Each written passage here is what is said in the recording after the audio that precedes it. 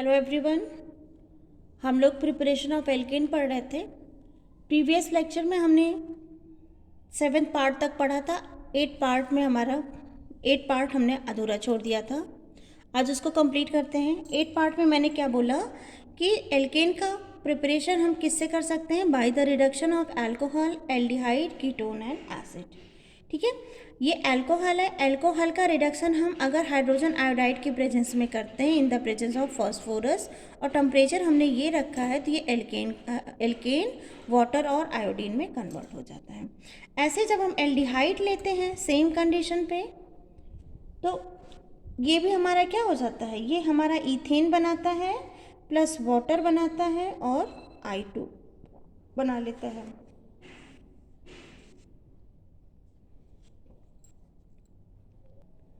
मैंने किसका बता दिया? अल्कोहल का बता दिया, एल्डिहाइड का बता दिया। अब थर्ड आता है कीटोन। कीटोन का फॉर्मूला होता है RC⋯OR। इसका भी जब हम रिडक्शन करते हैं, ठीक है, किसके प्रेजेंट? फॉस्फोरस, और टेम्परेचर हमने 423 केल्विन रखा है, तो ये भी क्या होता है? वही सेम चीज़, RCH2R।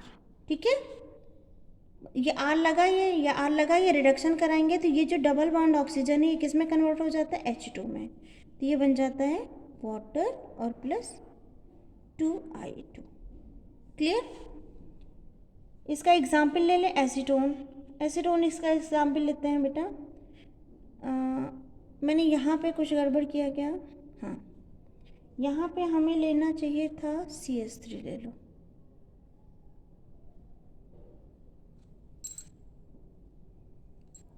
ठीक, अब हम इसका एक एग्जाम्पल लेते हैं, acetone. CH3C⋯OCH3 plus 4HI in the presence of phosphorus 223 kelvin.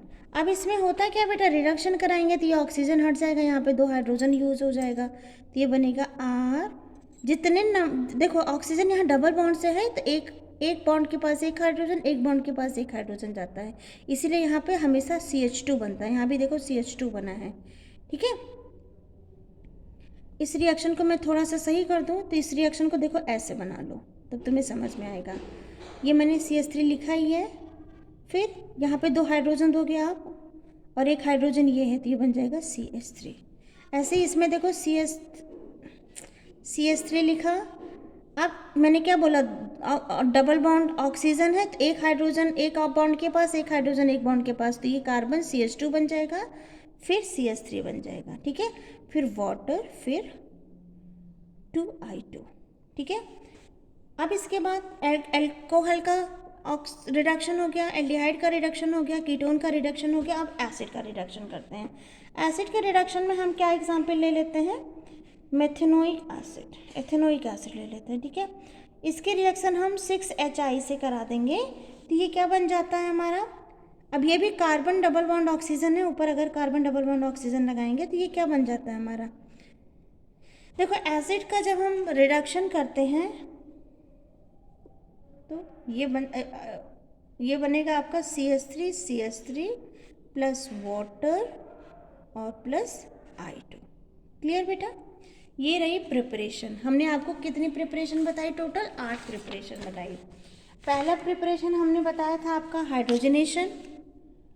आपने पढ़ लिया, हाइड्रोजनेशन में डबल बॉन्ड और ट्रिपल बॉन्ड को ब्रेक करो और उस हर एक कार्बन के पास हाइड्रोजन को ऐड कर दो। दूसरा हमने एल्किल हैलाइड का रिडक्शन बताया था। तीसरा हमने वुर्ज रिएक्शन बताया था, जिसमें हम सिमेट्रिकल मॉलिक्यूल लेते हैं और सोडियम की रिएक्शन हम ड्राई ईथर के प्रेजेंस में कराते हैं। ठीक है, एल्किल हैलाइड, सोडियम और ड्राई ईथर। फिर उसके बाद मैंने आपको बताया कोरी हाउस सिंथेसिस।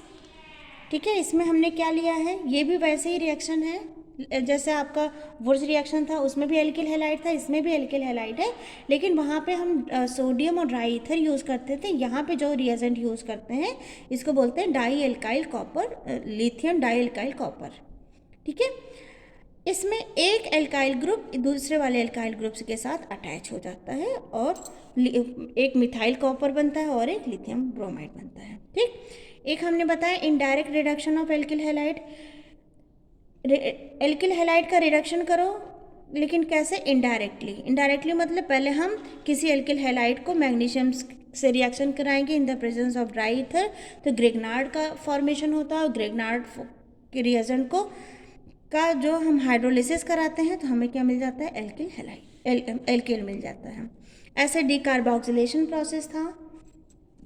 और सबसे लास्ट में मैंने आज जो बताया वो था आपका by reduction of alcohol, aldehyde, ketone and acid in the presence of hydrogen iodide, phosphorus and this temperature. ठीक है, अल्कोहल का रिडक्शन किया हमने तो हमारा क्या बन गया? एल्केन बन गया। ऐसे ही कीटोन का रिडक्शन किया तो भी हमें क्या मिला? एल्केन मिला। मतलब ये डबल बॉन्ड ऑक्सीजन हट के एक हाइड्रोजन इधर और एक हाइड्रोजन इस बॉन्ड पे जुड़ जाता है। ऐसे ही हम कीटोन का करेंगे तो हमें मिलेगा, और ऐसे ही हम एसिड का करेंगे तो भी हमें एल्केन का फॉर्मेशन होगा। तो ये था प्रिपरेशन ऑफ एल्केन। अब हम पढ़ते हैं कुछ फिजिकल प्रॉपर्टीज़। अब अगर हम फिजिकल प्रॉपर्टीज़ ऑफ एल्केन की बात करें तो सबसे पहले हम सॉल्युबिलिटी की बात करते हैं। ठीक, सॉल्युबिलिटी। एल्केन्स जो होते हैं वो नॉन पोलर इन नेचर होते हैं और इनसॉल्युबल इन वाटर होते हैं। जितने भी नॉन पोलर मॉलिक्यूल्स होते हैं वो वाटर में सॉल्युबल नहीं होते, और जो वाटर में सॉल्युबल नहीं होते वो किस में सॉल्युबल होते हैं? वो नॉन पोलर मॉलिक्यूल में सॉल्युबल होते हैं। तो इसमें क्या लिखा है? Alkenes being non polar in nature are insoluble in water. लेकिन किस में सॉल्युबल होते हैं? Soluble in non polar solvent like ether, benzene etcetera. ठीक है, solubility decreases with increases in molecular size. जैसे जैसे मॉलिक्यूल का साइज बढ़ता जाएगा उनकी सॉल्युबिलिटी क्या हो जाएगी? डिक्रीज होती जाएगी। अब आता है बॉइलिंग पॉइंट। क्योंकि हमें पता है जो एल्केन होते हैं वो नॉन पोलर मॉलिक्यूल होते हैं, जिसकी वजह से इनमें वीक वॉन्डर वॉल फोर्स होता है। ठीक है, weak van der Waal force of attraction depends upon the molecular size and increase with increases the molecular size. जैसे जैसे मॉलिक्यूल का साइज बढ़ता जाएगा उसका वॉन्डर वॉल फोर्स भी क्या हो जाता है? बढ़ता। उनका van der Waal force of attraction भी क्या हो जाएगा? बढ़ता जाएगा। ठीक है, तो अब अगर हम इसमें देखें, ये एल्केन है, ये आइसोपेंटेन है और ये नियोपेंटेन है। मैंने क्या बोला है कि जो ब्रांच चेन आइसोमर होते हैं have lower boiling point compare to straight chain isomer. Branch chain isomer has lower boiling point compare to straight chain isomer. Boiling point का मैंने क्या बताया? बॉइलिंग पॉइंट में जैसे जैसे मॉलिक्यूल का साइज बढ़ता जाएगा उसमें van der Waal force of attraction. देखो, एल्केन जो होते हैं, पहले मैंने क्या बताया? Alkane are non polar molecule, इसमें पोलैरिटी नहीं होती, इसी वजह से इनमें वीक वॉन्डर वॉल फोर्स होता है।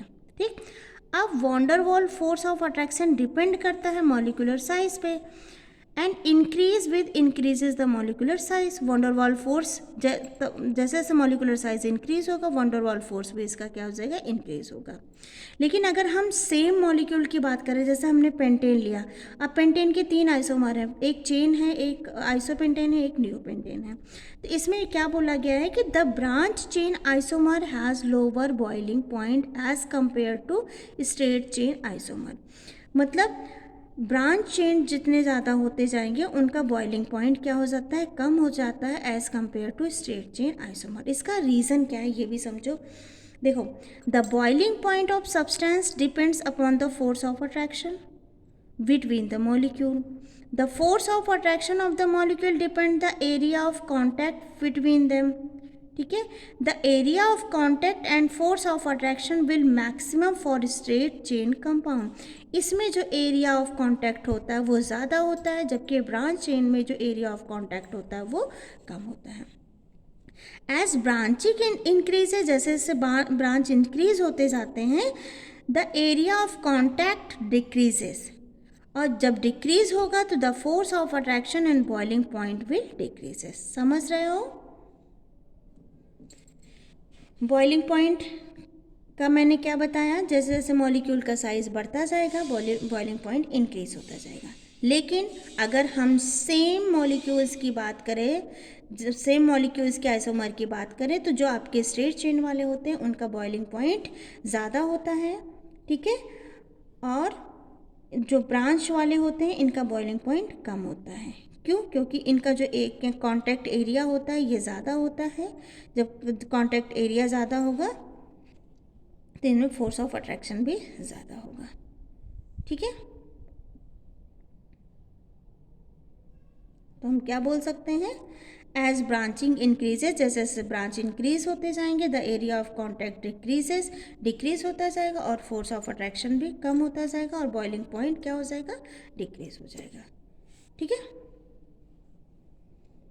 तो मतलब स्ट्रेट चेन का बॉइलिंग पॉइंट सबसे ज़्यादा, उससे कम इसका और उससे कम इसका, क्योंकि इसमें एक ब्रांचिंग हुई है, इसमें दो ब्रांचिंग हुई है। ठीक, अब आता है मेल्टिंग पॉइंट।